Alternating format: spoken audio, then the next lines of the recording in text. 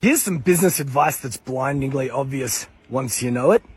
In a recent video, I told the story about how I went shopping for hiking boots with a billionaire and how the billionaire asked for a discount and how the clerk responded, which was really cool. Check out that video. But I didn't tell the full story because after my billionaire friend had bought his hiking boots, I needed myself to buy some socks.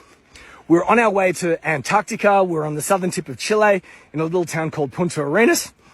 And we were going to go down into Antarctica, catch a plane, then catch a little boat, then get on a bigger boat.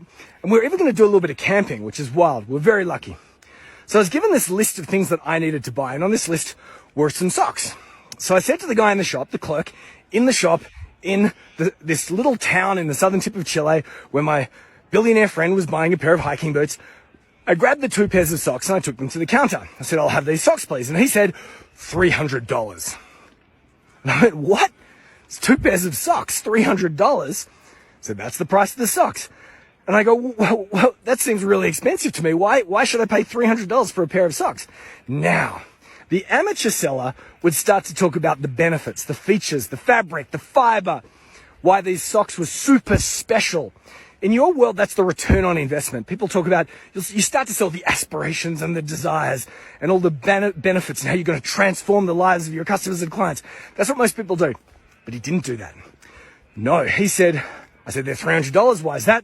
He said, "Well, where will you be using them?" I said, "Antarctica."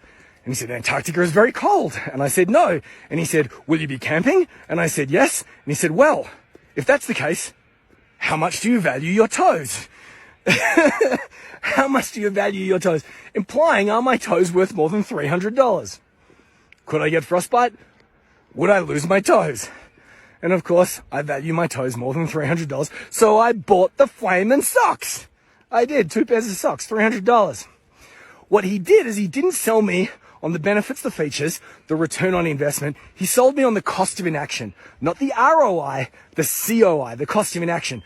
Because the cost of inaction, if I decided not to buy those socks, could be that I'd lose my toes. And the cost of inaction in that instance was very, very high. So I paid a ridiculous amount of money for a pair of socks.